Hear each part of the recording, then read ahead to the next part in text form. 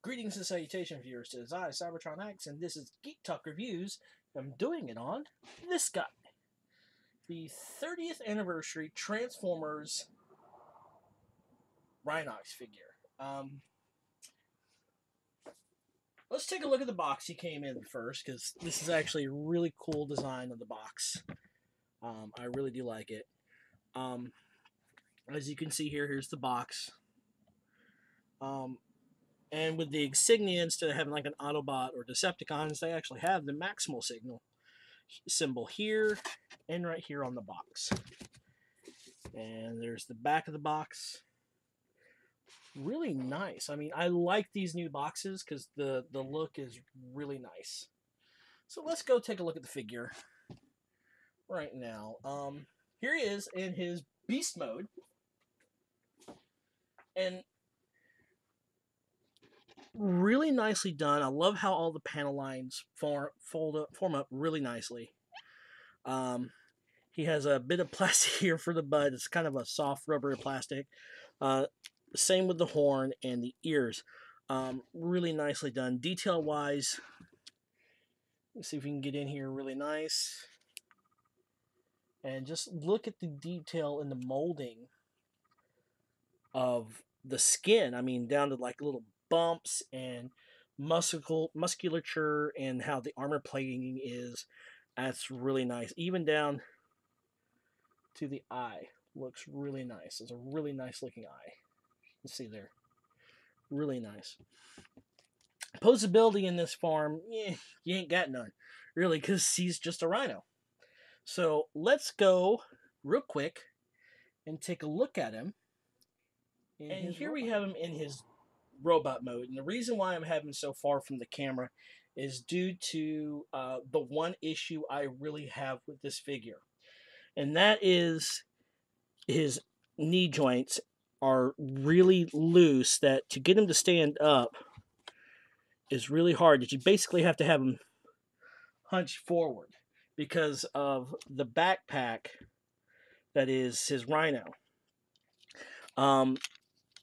Articulation is really nice. I mean, you have the knee bend, you have the hip swivel, and the joint here at the waist. You have full rotation in the arms. They have bend at the elbow. There is a little bit of a wrist turn. Head can go. Really can't do 360 all that well due to the body itself. Other than that, I mean, that's really nicely done. It's just getting him to stand with these hips. They really don't want to, because you have to get him positioned in such a way that he can balance really well, because I have problems with the feet and all that, being the joints are really loose. So that's the best I can do to get him to stand, is having this cockeyed stance and pose to him. Other than that, it's a really nice toy with details. I mean, the molded detail, especially here in his face, is really nicely done. Down to the Maximal insignias on his forehead, which is really show accurate. And this is what I will praise this toy for being. It is really, really show accurate, and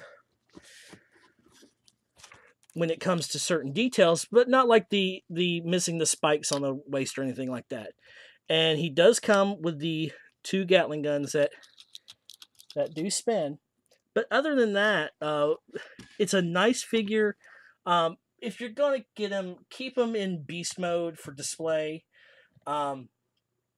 That's my only gripe with this figure, is the leg joints. If they re-release this figure later, it could be good. And like some of the fixes you really can't do, like if this was a ball joint, you could take it out and like thicken that up, but it's not. It's these pin joints. And getting these pin joints out is like really like major surgery, and if you screw up, you've broken the toy. And trust me, it took me a while to get this figure, because I had to get a friend of mine get it for me, because there were none here in my area. So, do I recommend him? If you're a Beast Wars fan, yeah, get him. If not, I can say he's a miss due to, like I said, the poor uh, hip joints and that being really loose. I hate having to keep him that far from the camera, but I have to in order to get him to stand, and so you don't see my hands in the shot the whole time. Beautiful figure. Just being able to stand him is a pain. I mean, he's one of these figures that if you do get him because you want him, put him on the back of the shelf so the wall can support him, because standing on his own is really hard. Um, my overall rating of this figure, I give it an 8.5. 10 points for sculpted detail and that. Show accuracy, I give it a 10, or give it a 9. And articulation, I have to give it an 8 due to the fact of the poor hip joints. So this has been Cybertron X, and this has been Geek Tuck Reviews of the 30th Anniversary Transformers Rhinox. Later.